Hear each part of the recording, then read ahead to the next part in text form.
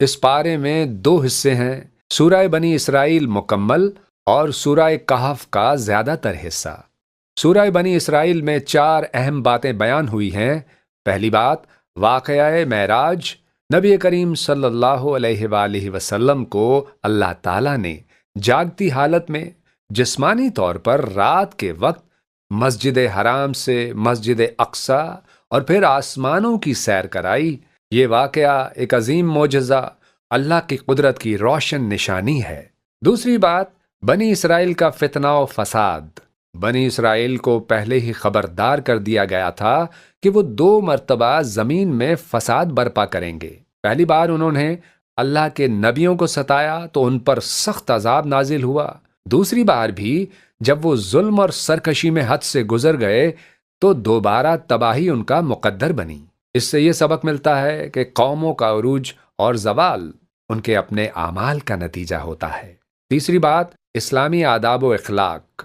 اللہ تعالیٰ نے سورہ بنی اسرائیل میں بہت سی اہم اخلاقی تعلیمات دی ہیں، جن میں یہ احکامات شامل ہیں: صرف اللہ کی عبادت کرو، والدین کے ساتھ حسن سلوک کرو، رشتہ داروں، مسکینوں اور مسافروں کا حق ادا کرو، فضول خرچی اور بخل سے بچو، غربت کے خوف سے اولاد کو قتل نہ کرو، کسی بے گناہ کو ناحق قتل نہ کرو، یتیم کے مال میں خیانت نہ کرو، وعدہ پورا کرو، ناپ تول میں کمی نہ کرو، بغیر تحقیق کسی بات کے پیچھے نہ پڑو، غرور اور تکبر سے نہ چلو، اللہ کے ساتھ کسی کو شریک نہ ٹھہراؤ۔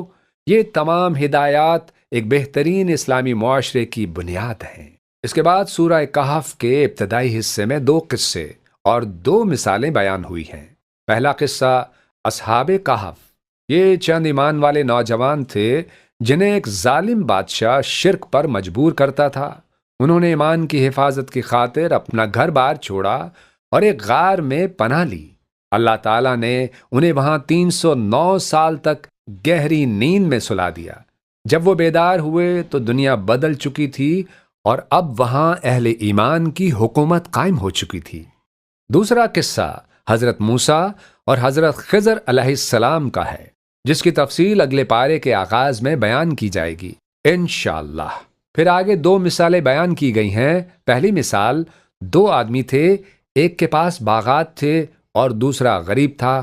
باغات والا اپنی دولت پر غرور کرتا تھا۔ غریب آدمی نے اسے نصیحت کی کہ تکبر نہ کرو اور ماشاءاللہ کہا کرو، مگر اس نے بات نہ مانی۔ آخر کار اللہ کا عذاب آیا اور اس کے باغات تباہ ہو گئے اور وہ